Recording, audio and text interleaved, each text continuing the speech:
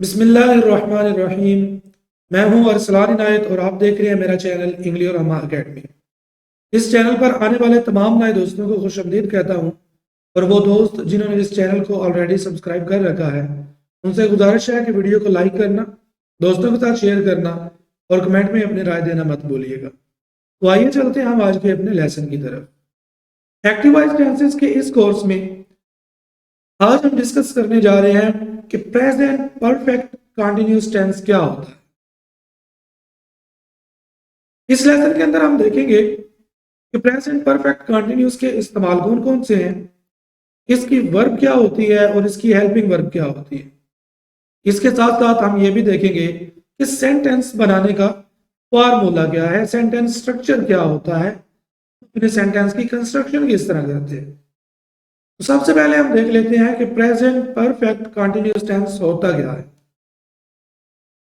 The present perfect continuous tense, also known as the present perfect progressive tense, is used to describe an action that started in the past and is still going on or has recently stopped. Present perfect continuous tense को हम progressive tense भी कहते हैं, यानी कि जारी भी कहते हैं। ये एक ऐसा टेंस है जो ऐसे अमल के लिए इस्तेमाल होता है जो कि शुरू तो माजी में हुआ हो लेकिन अभी तक जमाना या हाल तक चल रहा हो, या वो जमाना हाल में अभी अभी खत्म हुआ हो। प्रेजेंट परफेक्ट कंटिन्यूअस की वर्ब कौन सी होती है, सबसे पहले हम ये देखते हैं, एग्जाम्पल की तरफ हम बाद में जाएंगे। प्रेजेंट परफेक्ट कंटिन्यूअस के अंदर हम इस्तेमाल करते हैं फर्स्ट फॉर्म प्लस आईएनजी, यानी कि जो वर्ब की पहली फॉर्म होती है वो हम लगाएंगे और उसी के साथ हम आईएनजी का इजाफा करेंगे, बिल्कुल उसी तरह जिस तरह हमने प्रेजेंट कंटिन्यूअस, पास्ट कंटिन्यूअस और फ्यूचर कंटिन्यूअस के अंदर किया। इसकी दो हेल्पिंग वर्ब होती हैं, बीन और हैव बीन। क्योंकि हमारे पास दो हेल्पिंग वर्ब हैं तो हमारे जितने भी सब्जेक्ट हैं वो दो हिस्सों में डिवाइड हो जाएंगे। सिंगुलर को हम एक साइड पे कर देंगे और प्लूरल जो है उनको एक साइड पे कर देंगे, यानी आई वी यू दे, इनके साथ हम हैव बीन का इस्तेमाल करेंगे, जबकि ही शी इट और सिंगुलर नाउन के साथ हम हैज बीन का इस्तेमाल करेंगे। उसके बाद आ जाता है हमारे पास सेंटेंस स्ट्रक्चर, कि हमने अगर जुमला बनाना हो प्रेजेंट परफेक्ट कंटिन्यूअस का तो हमने कौन सा सेंटेंस स्ट्रक्चर फॉलो करना है। हमारे पास चार किस्म के टेंसेस होते हैं, simple, negative, interrogative and negative interrogative. ये चार किस्म के सेंटेंसेस होते हैं हमारे पास। सबसे पहले हम सिंपल सेंटेंस का स्ट्रक्चर देख लेते हैं। सबसे पहले हम इसमें सब्जेक्ट लगाएंगे, उसके बाद हेल्पिंग वर्ब लगाएंगे, उसके बाद वर्ब लगाएंगे और सबसे आखिर में हमारा ऑब्जेक्ट आ जाएगा। तो इस तरह हम क्या करेंगे, अपना एक सिंपल सेंटेंस बना लेंगे। अगर हमने नेगेटिव स्टेटमेंट बनानी है तो इसी सिंपल सेंटेंस के अंदर हम हेल्पिंग वर्ब के बाद नॉट पुट कर देंगे, तो ये हमारा नेगेटिव सेंटेंस बन जाएगा। और अगर हम नंबर 3 पर इंट्रोगेटिव सेंटेंस बनाना चाहते हैं तो इंट्रोगेटिव सेंटेंस बनाने का रूल ये है कि हम हेल्पिंग वर्ब को उठाकर शुरू में ले आते हैं, तो वो हमारा सवालिया जुमला बन जाता है, इंट्रोगेटिव सेंटेंस बन जाता है। यहाँ पर हम सबसे पहले हेल्पिंग वर्ब, उसके बाद सब्जेक्ट, वर्ब और ऑब्जेक्ट लगाएंगे। बिल्कुल वही सिंपल सेंटेंस वाला फार्मूला है, इसमें से हमने क्या किया, सिर्फ हेल्पिंग वर्ब को उठाकर शुरू में ले आए हैं, तो ये हमारा इंट्रोगेटिव सेंटेंस का सेंटेंस स्ट्रक्चर बन गया है। नंबर 4 पर हमारे पास आ जाता है नेगेटिव इंट्रोगेटिव, यानी कि मनफी सवालिया जुमला। मनफी सवालिया जुमला बनाने के लिए हम हेल्पिंग वर्ब को तो शुरू पर लेकर ही आएंगे, लेकिन सब्जेक्ट के बाद हम क्या करेंगे, नॉट पुट कर देंगे। इस स्ट्रक्चर के ऊपर और नेगेटिव के स्ट्रक्चर के ऊपर गौर किया जाए तो ये बिल्कुल सेम है। हमने सिर्फ यहां से नॉट को उठाकर, हेल्पिंग वर्ब को उठाकर हम शुरू में ले आए हैं, तो ये क्या हुआ, हमारा नेगेटिव इंट्रोगेटिव सेंटेंस का स्ट्रक्चर बन गया। उसके बाद हम देख लेते हैं इसकी examples. I have been studying for the exam all day, मैं सारे दिन से एग्जाम की तैयारी कर रहा हूं। अब यहां पर देखिए सेंटेंस स्ट्रक्चर की रो से हमने आई सबसे पहले अपना सब्जेक्ट लगाया और उसके बाद हमने कहा कि आई वो यू दे के साथ वर्ब बीन लगेगी, इसके साथ हमने हैव बीन लगाया first form plus ING and for the exam all day. जो चीज प्रेजेंट परफेक्ट कंटिन्यूस को प्रेजेंट कंटिन्यूस से डिफरेंशिएट करती है वो क्या है? वो है use of for and since. इसको हम लेसन के आखिर में डिस्कस करेंगे। लेसन को पूरे ध्यान से गौर से सुनिएगा क्योंकि ये इस्तेमाल होता है टाइम पर इंफोसाइज करने के लिए, वक्त पर जोर देने के लिए कि मैं सारे दिन से एग्जाम्स की तैयारी कर रहा हूँ। प्रेजेंट कंटिन्यूस में हम क्या कहते हैं कि मैं एग्जाम्स की तैयारी कर रहा हूँ, उसमें हम टाइम नहीं मेंशन, लेकिन हमने परफेक्ट कंटिन्यूस के अंदर टाइम को मेंशन किया। इसी तरह example number 2, they have been working on the project for weeks. वो कई हफ्तों से इस प्रोजेक्ट के ऊपर काम कर रहे हैं। उसके बाद हम आ जाते हैं प्रेजेंट परफेक्ट कंटिन्यूस के यूजेस के ऊपर। प्रेजेंट परफेक्ट कंटिन्यूस का इस्तेमाल क्या होता है? इसका पहला इस्तेमाल हम देखते हैं। The present perfect continuous tense is often used to describe temporary situations और एक्शंस। टेम्परेरी सिचुएशंस और एक्शंस, ऐसे काम जो कि टेम्परेरीली किए जा रहे हों, उनके लिए हम क्या करते हैं? प्रेजेंट परफेक्ट कंटिन्यूस का इस्तेमाल करते हैं। दैट और in progress for a specific period of time, जो कि एक मखसूस वक्त से हो रहे होते हैं। It can also be use to emphasise the duration of an action. Present perfect continuous का इस्तेमाल हम वक्त की ड्यूरेशन बताने के लिए भी इस्तेमाल करते हैं कि ये जो एक्शन है ये कितनी देर से परफॉर्म हो रहा है। इसके ऊपर जोर देने के लिए, एम्फसाइज करने के लिए भी हम क्या करते हैं? प्रेजेंट परफेक्ट कंटिन्यूस का इस्तेमाल करते हैं। एग्जांपल नंबर 1 देखते हैं। I have been living in New York for 3 years। मैं 3 सालों से न्यूयॉर्क में रह रहा हूँ। एग्जांपल नंबर 2 है, she has been feeling sick for the past few days. वो पिछले कुछ दिनों से बीमार है।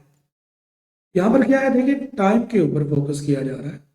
For the past few days and for 3 years, 3 सालों से और पिछले कुछ दिनों से।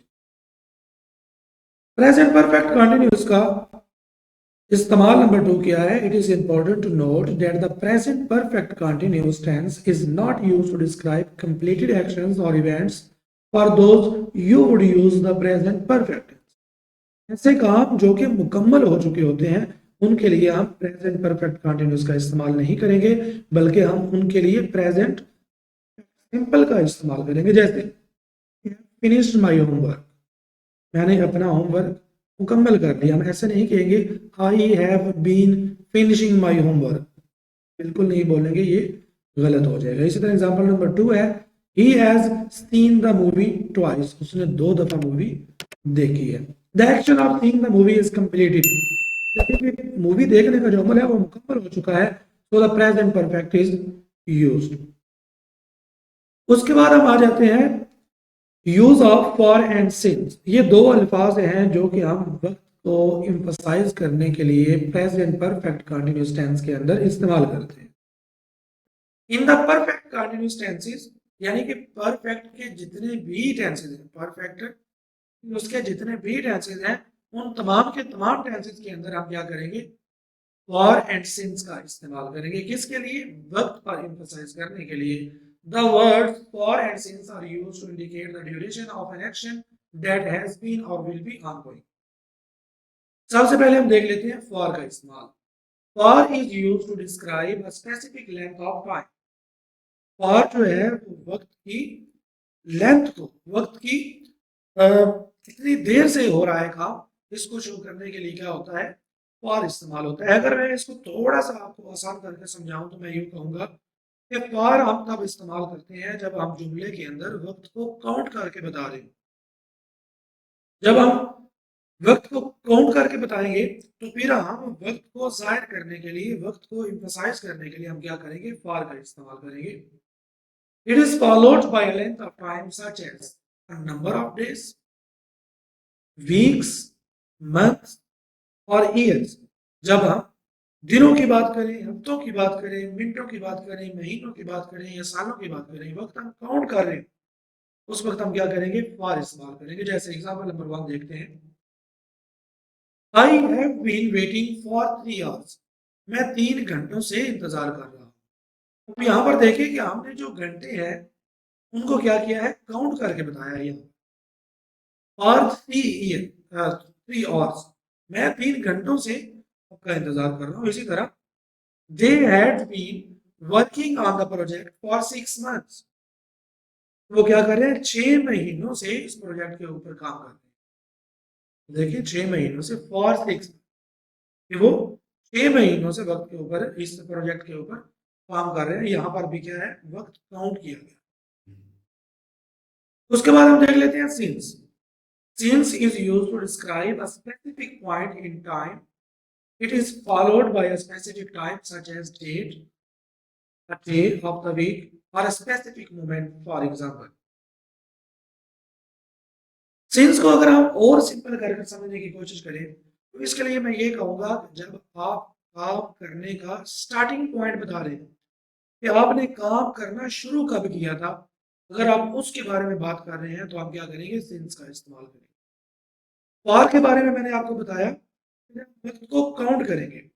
सिंस में क्या है कि जब हम स्टार्टिंग पॉइंट बताएंगे कि काम करने का अमल किस वक्त से शुरू हो रहा है तो हम क्या करेंगे, सिंस इस्तेमाल करेंगे। जैसे I have been waiting since noon, कि मैं दोपहर से का इंतजार कर रहा हूँ। मैं क्या कर रहा हूँ, दोपहर से इंतजार कर रहा हूँ। अब यहाँ पर देखिए कि इंतजार करने का अमल जो है वो दोपहर से शुरू है। हमने जब से इंतजार करना शुरू किया, हम वो वक्त मेंशन कर रहे हैं, तो ऐसा वक्त मेंशन करने के लिए हम क्या करेंगे, सिंस का इस्तेमाल करेंगे। अगर यहाँ पर मैं कहूँ I have been waiting for 3 hours, कि मैं 3 घंटों से इंतजार कर रहा हूँ। अब हमें ये नहीं पता कि ये 3 घंटे कौन से हैं, सुबह के हैं, दोपहर के हैं, शाम से। यहाँ पर हमने सिर्फ वक्त को काउंट करके बताया, तो लिहाजा हम जब काउंट करेंगे तो फॉर का इस्तेमाल करेंगे, जब हम स्टार्टिंग पॉइंट बताएंगे तो हम सिंस का इस्तेमाल। तो यहाँ पर आज का हमारा लेसन प्रेजेंट परफेक्ट कंटिन्यूस का लेसन कंप्लीट हो जाता है। अगर आपको लेसन अच्छा लगा हो तो वीडियो को लाइक करना, दोस्तों के साथ शेयर करना और कमेंट में अपनी राय देना मत भूलिएगा। और अभी तक अगर आपने चैनल को सब्सक्राइब नहीं किया हुआ तो चैनल को जरूर सब्सक्राइब कर लें। मिलते हैं आपको अगले लेसन के साथ, तब तक के लिए दीजिए इजाजत। अल्लाह हाफिज।